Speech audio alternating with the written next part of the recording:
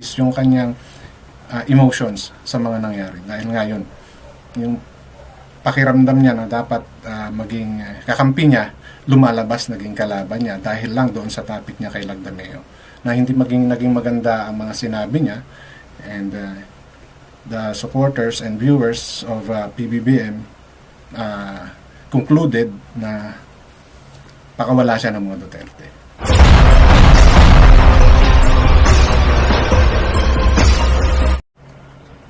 Bilang isang content creator, vlogger, or reactor, o kung ano man term ang ginagamit natin sa gawa ng content natin, lalo't meron tayong isang politician or grupo na kinabibilangan, may mga bagay kuminsan na within that grupo, community, or team, hindi maiiwasang magkaroon ng pagdududa or mapagsalitaan ng hindi maayos na against sa ating paniniwala or kagustuhan. So dito sa isang vlogger na Pangulong Ferdinand Marcos Jr. ay nagkaroon ng issue at mukhang hindi kinaya ng vlogger na to yung mga pangbabash na na-receive niya from the supporter of Marcos Jr. So, but bago po ako magpatuloy, welcome po sa aking channel, at kung bago pa lang po kayo sa aking channel, please don't forget to like, share, and subscribe na rin po, and pakihit ng notification bell para maging aware kayo sa aking mga upcoming content. Any comment, suggestion, or recommendation, please leave it on our comments section. Okay, issue lang po tayo, walang personalan. Okay, medyo may iba ako ng topic ngayon kasi of course, I'm also a vlogger na nagsishare ng sarili kong opinion base dun sa aking pagkakaintindi. So may mga bagay kung minsan na kahit na alam mo mga followers mo yan or taga-subaybay mo, taga-subaybay ninyo doon sa isang sinusuportahan yung kandidato, sa case nito kay Ferdinand Marcos Jr., may isang vlogger na mukhang hindi kinaya ang pangbabash ng mga supporter niya rin actually. Supporter din ni Marcos na sumusuport din syempre sa kanya dahil dinidepensahan niya o pinagtatanggol daw nila si Bongbong Marcos sa mga kumakalaban sa kanya, which is yung Duterte. So, ganun yung istorya nito. So, ipi-play ko po yung ilang portion na kung saan talagang affected si ate sa mga nangyari.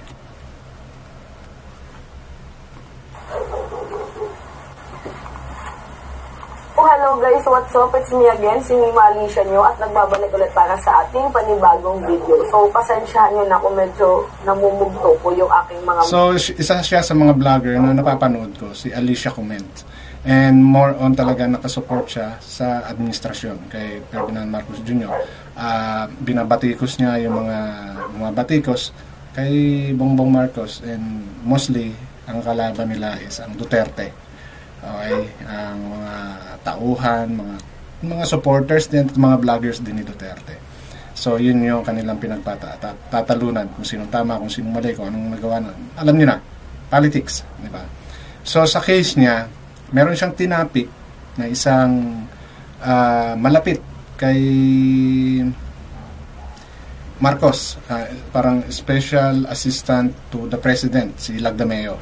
And may mga nasabi ata siya against kay Lagdameo na nag-cause para siya ay i-bash. So, let's hear some more of her story.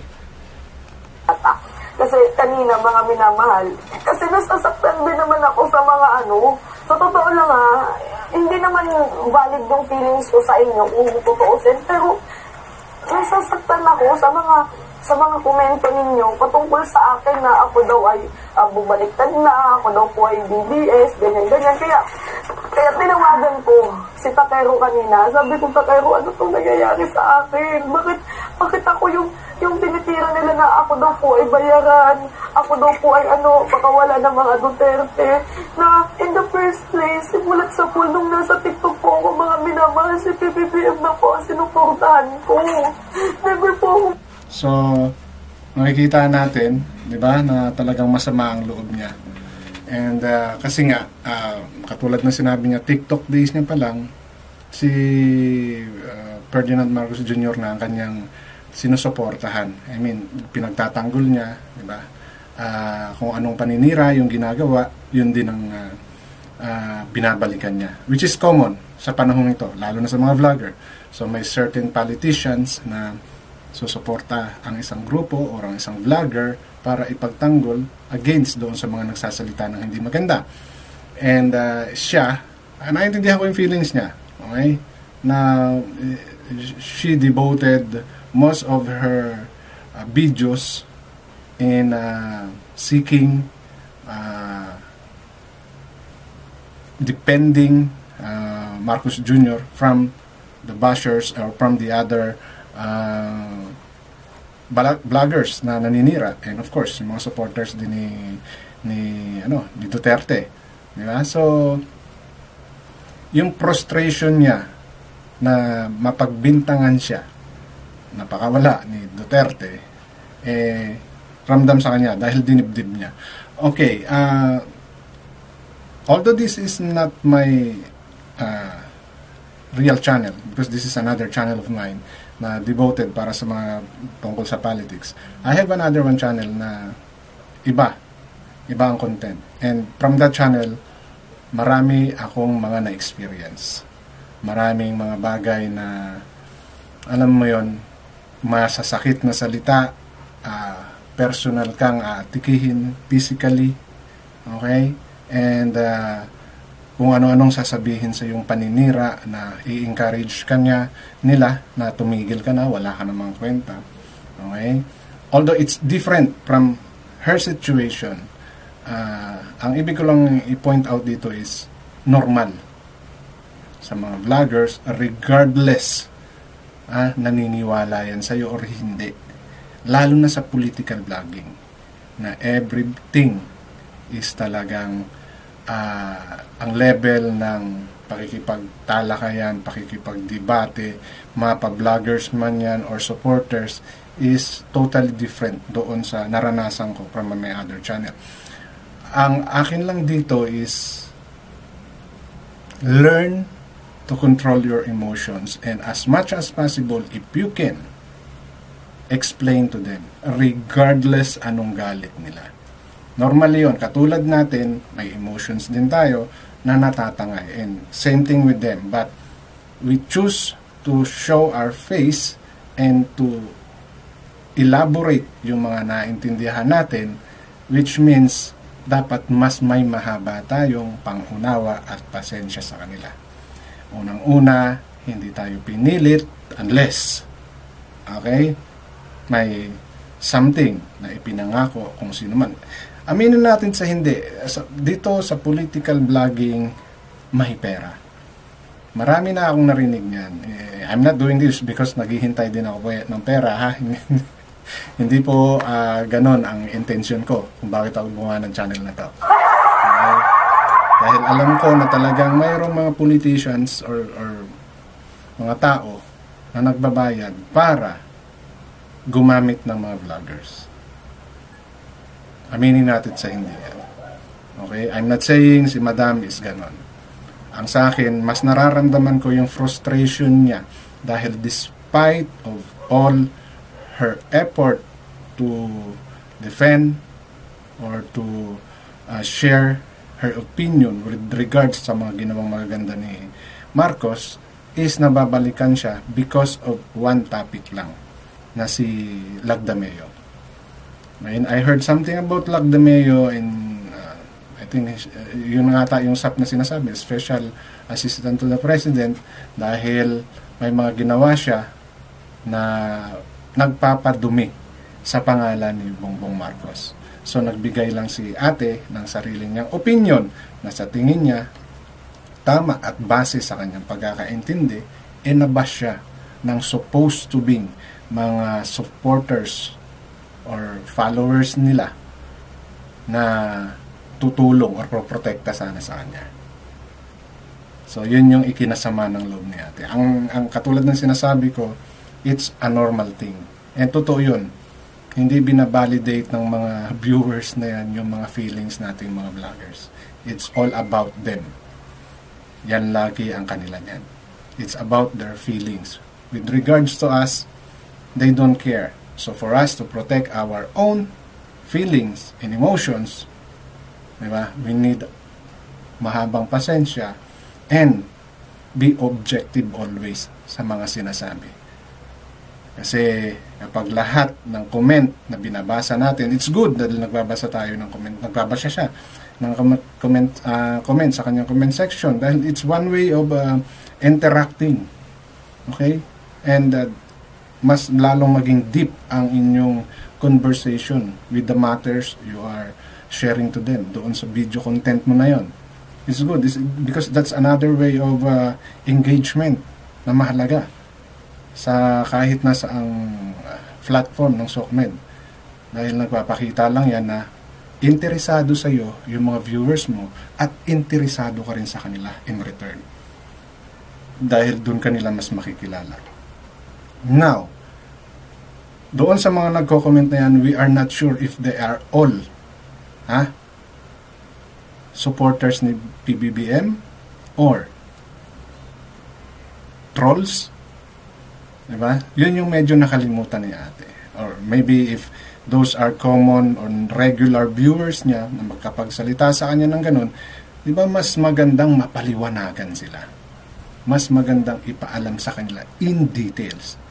If, I don't know, if this si ate is nagla-live stream talaga na, live streaming, not creating content. Iba yung nag-create ka lang ng video. Diba? Mas maganda magkaroon siya ng ganong way. Diba? Ano ka ate ng live stream para mas maipaliwanag mo ang iyong side about the matter na sinasabi nila against you.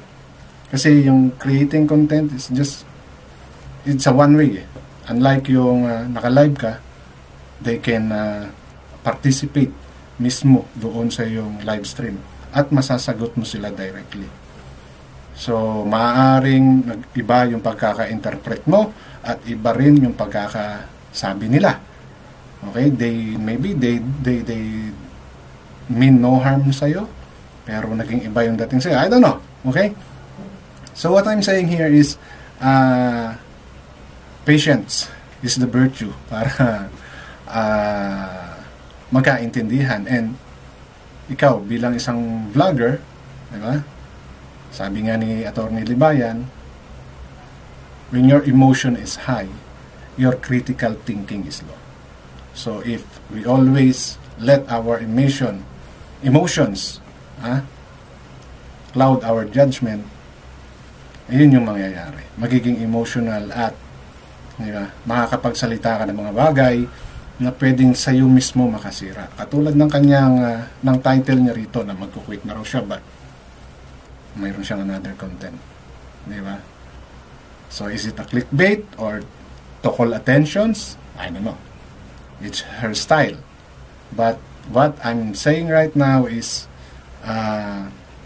dapat yung pasensya, dapat yung pangunawa, yan yung unang mayroon tayong mga content creator. Para sa akin, para sa akin yan. Dahil I've survived my other channel by practicing this kind of things. Yes, nag-engage ako sa comment section. Engage ako. And I do live stream. Kaya mas nagkakaroon ako ng interaction sa mga viewers ko. And I entertain yung mga sinasabi nila. Lalo't connected yan doon sa topic na pinag-uusapan. Basher man sila or not, as long as they ask questions with may laman, di ba? I entertain it. So, kay ate, well, masyado kang na-overwhelm ng emotions mo because the supporters that you think na pwedeng pumrotekta sa'yo is sila pa yung kumwestiyon sa integridad mo bilang supporters ni PBBM. And another thing, eto, real talk din. These politicians, celebrities, everybody in SOCMED na nire-reactionan natin or binibigyan natin ng opinion, ay wala pong utang na loob sa atin yan. Even PBBM, even yung mga Duterte, we choose to be on this side. We choose to make them our content. Parang niche natin. Okay? So, we cannot say it doon sa mga viewers, supporters mo, na kung di dahil sa inyo, sa ating mga vloggers, walang po protekta kaya nila PBBM or kanila Duterte pa yan. Diba? We choose it or somebody pay us. Okay? Totoo yun, na mayroon talagang ilang vloggers, especially if you're into politics, na may mga kinukuha talaga yung mga politicians na magdepensa sa kanila. O ulitin ko, I'm not saying na si ate is ganon. Okay? Hindi ka na more on nakikita ko sa kanya is yung kanyang emotions sa mga nangyari. Dahil ngayon, yung pakiramdam niya na dapat maging kakampi niya, lumalabas naging kalaban niya dahil lang doon sa topic niya kay Lagdameo. Na hindi naging maganda ang mga sinabi niya, and the supporters and viewers of PBBM concluded na pakawala siya ng mga Duterte. Okay. So, yun lang yung gusto ko i-share dito because concerned din lang ako dahil isa rin akong vlogger. Okay, it might happen to me, diba? Someday, I don't know. And so far, sa isa kong channel, I survived this kind of mga pangbabash or pangbabastos. So, para sa iyo, ate, ang pangalan nga pala ng channel niya is Alicia Comment. You can visit her and maririnig niyo pa kung ano pa yung mga nasabi niya about dyan sa paratang sa kanya. And talagang PBBM supporters. Alright, so issue lang po tayo, walang personalan. Maraming salamat at hanggang dito na lang.